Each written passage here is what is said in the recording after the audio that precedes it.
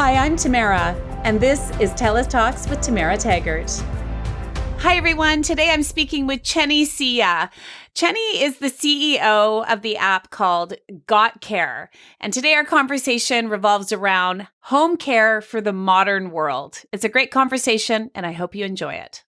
Hi, Chenny. It's really good to see you. I'm super excited about our conversation about Got Care. Thank you for having me. So thrilled to be here today. It's really great. So you are in Ontario right now. You're originally from where I am in Vancouver. And you are now the CEO of Got Care. So before we get into, how Got Care came about, tell us what Got Care is. Yeah, for sure. So Got Care is a national healthcare provider that is impact-oriented and focused on transforming how care can happen in the home.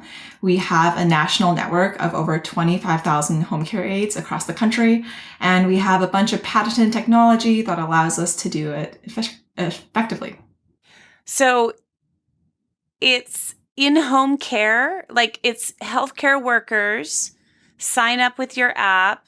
People who need assistance sign up with your app, and then they're matched up with someone who can provide them care in their home. Is that basically it? Yeah, great question. So we actually work with the funders of care, whether that's government-funded programming or that is insurance providers or employers. And we do work with some private families, but for the most part, we work with these sort of pre-funded sources. And we then have an understanding. Usually there is a case manager or perhaps a nurse or a therapist involved who provided an assessment for that person's need.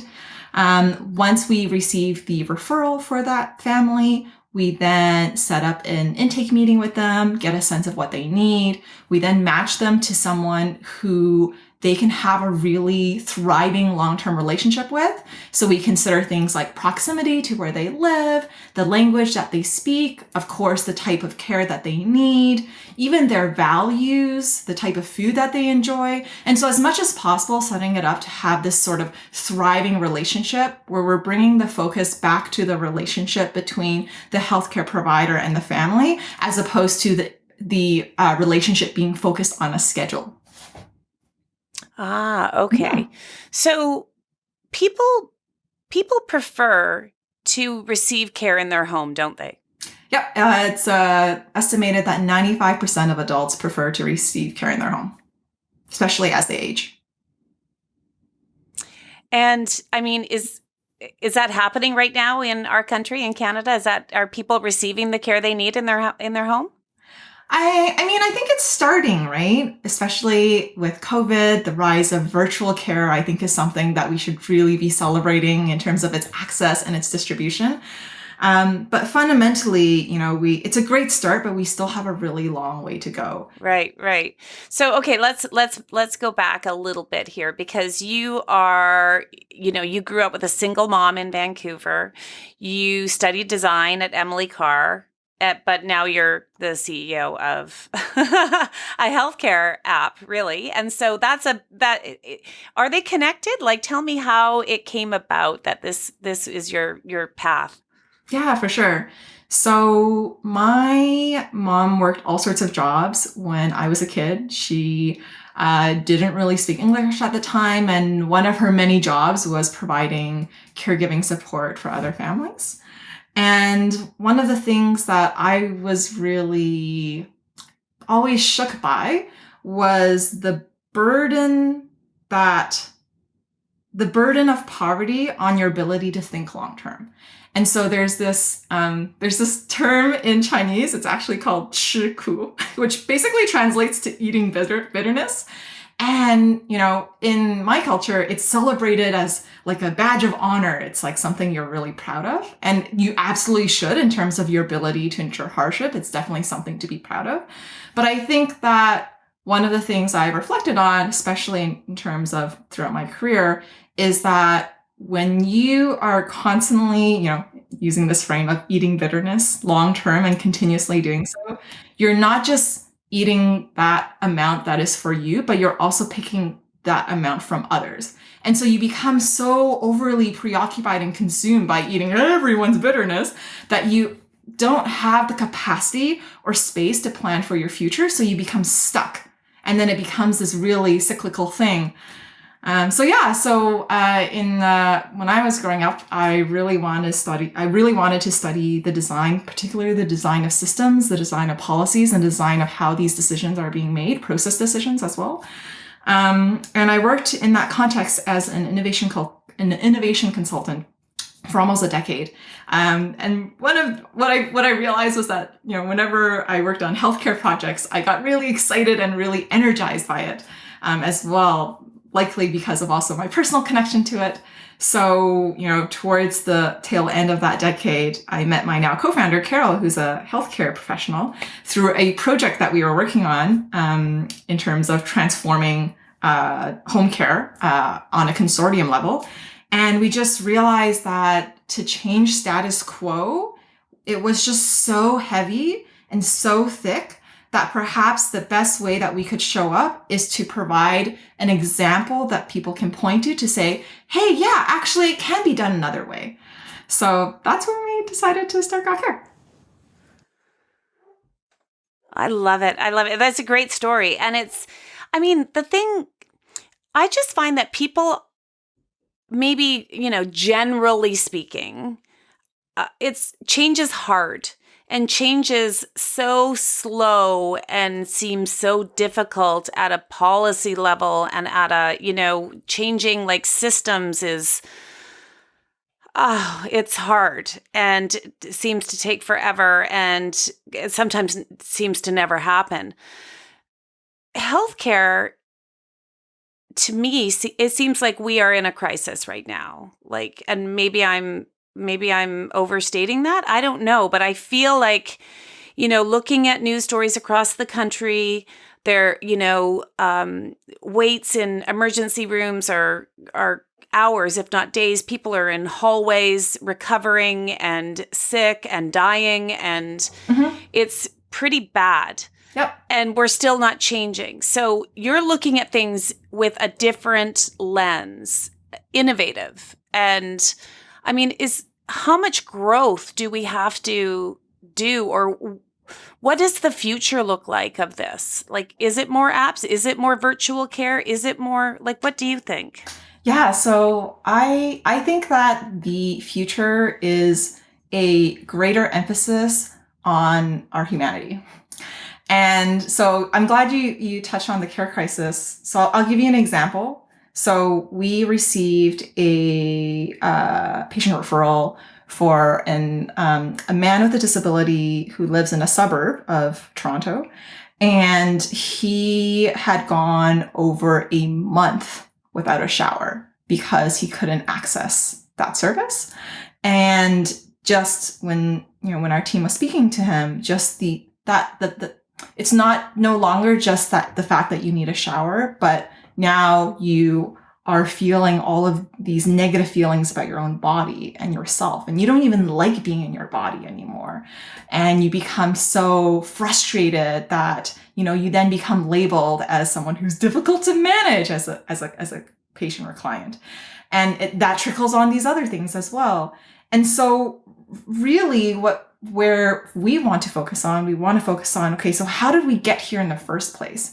And I feel like when you peel back all of the onions, the layers of the onion, so to speak, at the core of it is that fundamentally we as a society do not value caregiving work the same way we value revenue generating work.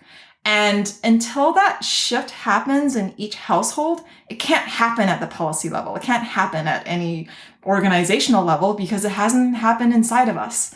So for us, we built our entire business around paying people a living wage, focusing on creating a cohesive long-term relationship between the person providing the care and the person receiving the care, and designing the system where it's table stakes to ensure that people receive care, and it's table stakes that the people who receive care are also have a thriving can have that as a thriving long-term career. So as an example, in Ontario, just to show how bad it's gotten, pre-COVID, the system was filling about 9.5 out of 10 pre-funded care shifts. Now we're at, depending on where you live, somewhere between 4 to 6 out of 10 shifts.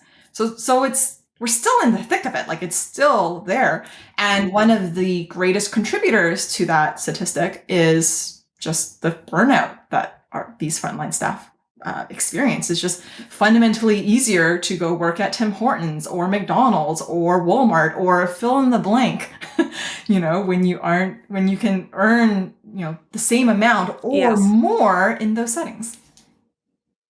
Yeah. And there's so many good points that you have in there. But I'm stuck on we don't value care, right? And it's so true.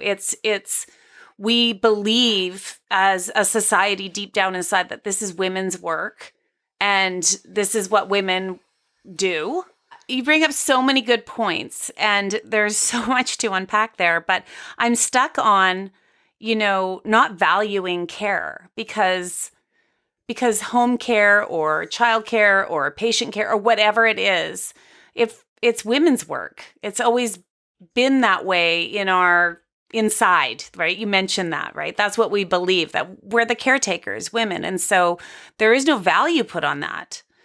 And people don't want to pay people to do it. And it's almost like it's not respected. It's not respected work. It's different to be a nurse in a hospital. But if you are a home care provider, it feels so, what's the word I'm looking for? We've got it wrong. It's almost like we have it wrong when we think about home care. I think it's, not just home care in terms of care for older adults or people with disabilities. It's also child care. It's all levels of what I would call everyday care, right? There's sort of the heroic care where, there's this crazy situation that's unfolded and, you need to jump in as a hero. But there's also the level of everyday care. And I find that, to your point, it's that level of everyday care is not necessarily something that I would argue even is considered often. So it's, when, as an example, just, for us, as a healthcare provider, when COVID first was a pandemic, we had no guidance on what to do. So we called every single family we worked with. We called every single care worker that we employ, and we just had a, heart-to-heart conversation around, okay, we don't know what we're supposed to do, but we're going to figure it out together, and we're going to co-create what this looks like on a case-by-case basis. And it was far, far, far into the pandemic, but before any formal guidance was provided. And at that point, all of that guidance, we had already been doing all of it and more. So it was just, overall, I think, working in community care, you kind of feel like the forgotten child of the healthcare system. I think we forget what community care is too, right? Like what community care looks like and what it means and what it means it means something different, I think, to people. And I think it's an interesting conversation because I talk about community care a lot and what that looks like in our community. And I think the last couple of years have really highlighted what it means to look out for others. Like that is community care. Like if you haven't seen your neighbor who is elderly and lives alone, if you haven't seen them in a few days, community care is checking in on them. It can be quite simple, and it can also be quite layered, right? And so when I think about Got Care, I love the idea of it is its own community. You're creating your own community care that people can use to still be a part of their community and not have to check into a hospital and it really works, I guess, Jenny, if we're getting home care, then we're not going to the emergency to, get something taken care of that something it could have been taken care of at home with the proper care, right? Yeah, I think we're building towards that future. But definitely we still have a really long way to go as a society. I feel like the first thing is even just socializing the fact that, a lot of the healthcare that you might need in your life isn't necessarily free or covered. And just having that as a part of our dialogue.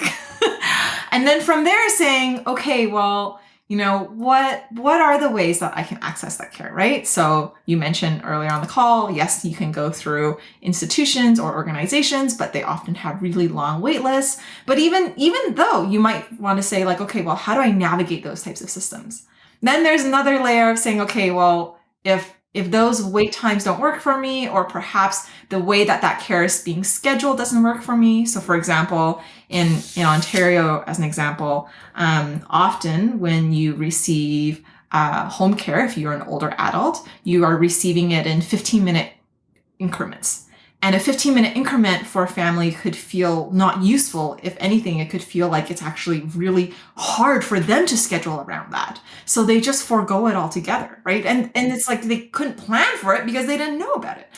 And then the other layer, I think, is that, we are facing an economic crisis as well. So what I'm really excited about is that healthcare systems are starting to look at, okay, well, can community care play a bigger role?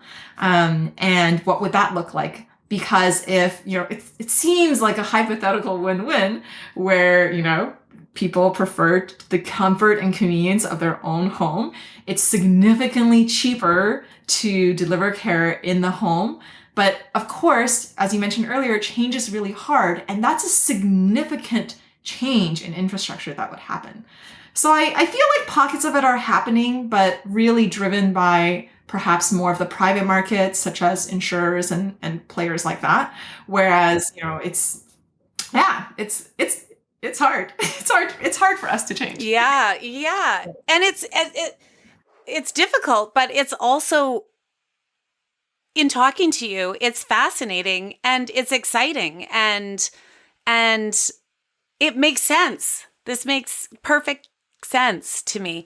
Okay, so I have some more questions for you, but before we get to those, I just want to mention our Give Back segment where we ask our guests to choose a Canadian nonprofit, and we give $500 in your name to the organization that you choose. And you chose the Yi Hong Community Wellness Foundation, which is a not-for-profit senior care organization. Tell me why you chose them. I've never heard of the Yi Hong Community Wellness Foundation, so tell me more. Yeah, so one, I'm a Chinese Canadian, and so I feel that overall, a lot of our healthcare systems, we have this term at GawCare where we call one size fits none, because we take this one size approach to healthcare, and when really what we need is need more context driven care. And what I love about groups like Yi Hong is that it considers the cultural layer of what it means to be Chinese and what it means to age as a Chinese person, especially perhaps one that did not grow up in this culture. And that's particularly important to me because just of witnessing my own mother's journey, as also my grandparents' journey as well, in this. So yeah. But that's for me the personal connection. Oh well, and I also know some of the leadership team there, and they just do an excellent job overall. So yeah, great supporters for what they're doing. I love it. Well, thank you for choosing them. They'll get $500 in your name. So thank you. So when we think about moving forward, looking forward, how do we take what you're building, and how do we continue to innovate? Like, what can other people do? I know you go and you mentor other students or people or designers or whatever it might be. Is that where it's at? Like, I know that you are very active in your I don't know what I should call it, your advocacy for this, for better healthcare. I mean, so what can we do listening here to your conversation and going, gosh, this makes sense. This is where we need to go. What can the average Canadian do to help move forward? Yeah. I think the first thing that we can all do is reflect on our own relationship to care and our own relationship to care work, and just sort of check in to say, are there any narratives there that I should let go of, that are perhaps outdated, that no longer actually truly align with my personal values there? And really reflect on that and take action on that, whatever that means to that person. So as an example, if you're able to, let's say you have a nanny or you have a home care worker that supports your loved one that you pay for out of your own pocket, as an example, right? One of the things you can evaluate there is, how do I feel about how much this person is getting paid? Is this actually an adjusted living wage in this region? If I can't pay this, are there ways that I can help this person be set up so that they have greater success? For example, is there somebody else in my community that I could collaborate with, and we could share this resource together and collaboratively be able to pay this person a living wage? Just considering that at an individual level, I think is really powerful. And I wouldn't underestimate that change that can make. And then, of course, advocating for that same type of thinking and reflection on a greater level. So whether that is with your own bosses in terms of how people in your team who are either taking care of their parents or taking care of their children are being treated and considered in just your day-to-day. And then, of course, also writing to your MPP and just asking for this type of dialogue to happen during elections as well. But I think that all change really starts within us and within ourselves. And like I said, I wouldn't underestimate the impact that can have. Yeah. And again, another great point you make, Jenny, because I think about, childcare. And childcare is, it's been a conversation in this country for a long time because, again, it mostly falls on women. And, and a lot of people work only to pay for their childcare, whether that be a daycare, if you can even get into one, or whatever it might be.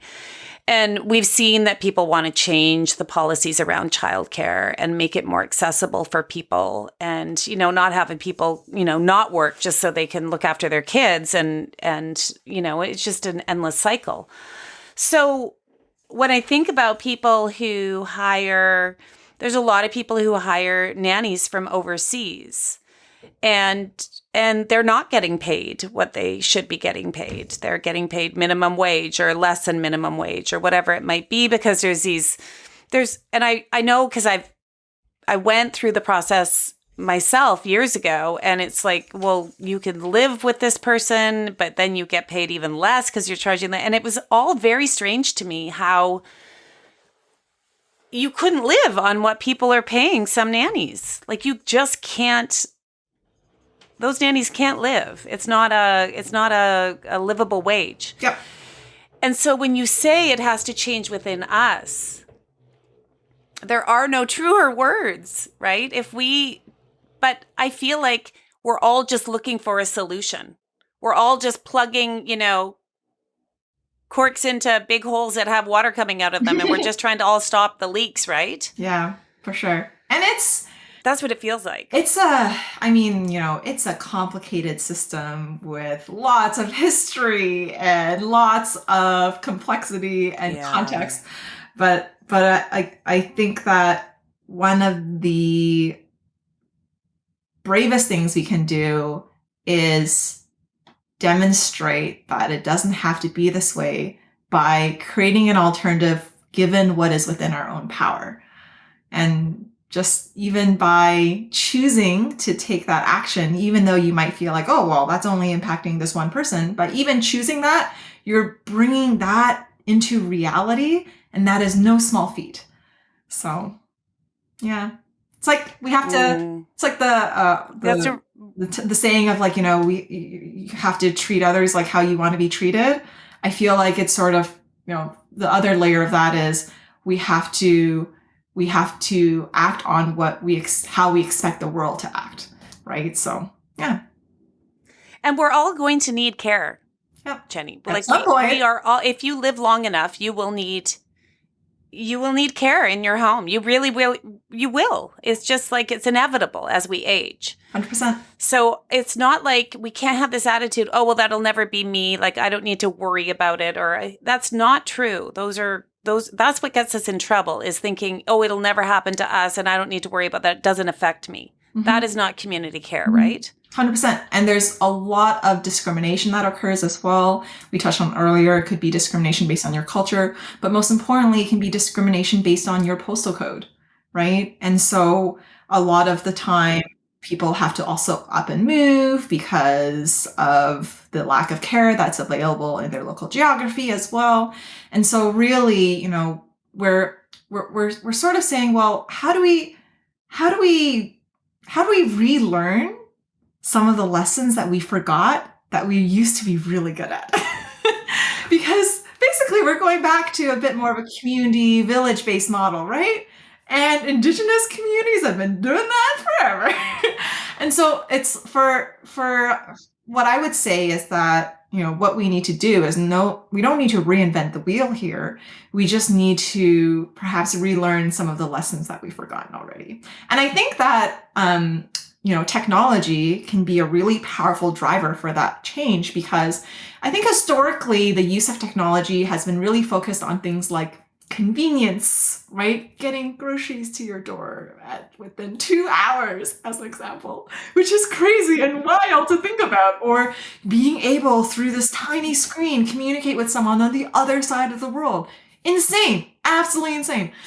But what if we just apply that the innovation that already exists to some of these more inclusion and more care and community-oriented challenges that exist? What if we just took that and just reapplied it here? Because I feel like that can also help as well with what it means to change, and can make that a bit more comfortable as well. Because a lot of the so-called solutions that are out there, again, they already exist. It's not anything net new that we're inventing here. It's just really about reorganizing and having the courage and will to be able to take that step to do so. I love it. I love it. Okay, so as you move forward with Got Care, and like, what's your vision for it moving forward? Like, do you have, well, you must like think about where you want this to go and what you hope it will achieve. Yeah, absolutely. So beyond community care, our vision is just to reshape conventional healthcare altogether in terms of how we can improve overall community well-being across North America. And we want to build a more inclusive and overall responsive care model that's built the way that people expect and want today's services to function. So for us, that means further enabling personalization of care, accounting for all types of cultural preferences, where you are in a journey or transitional experience or recovery, and being able to have much more a stronger capacity to be able to track changes in things like mood or cognition or capability, and being able to actually prevent and look forward as opposed to constantly looking back. And further to that, to enable that, the main thing we want to do is to be able to show that being a community care worker can be a sustainable job that you can choose to have, and one that is important and valued. And that means paying even more than what we pay now, which for context is a baseline of $23 an hour. We're wanting to move to 25 as soon as possible. We're actively right now looking at how we can ensure benefits, access to benefits, even for those who are part-time. Looking at things like how can we even get them to travel less and stay even more in the community, and overall just making this a job that people want, ensuring that they're always employed, because we're at risk of healthcare entering a sort of gig economy type model. And I think for me, the scary part of that is that just further emphasizes the injustice and inequity that exists. So it's important for all of us to protect that however we can. Amazing. Jenny, it's a great conversation and a fantastic. I love it. I went to your website and I combed my way through it, and and your energy and the passion in which you speak about it.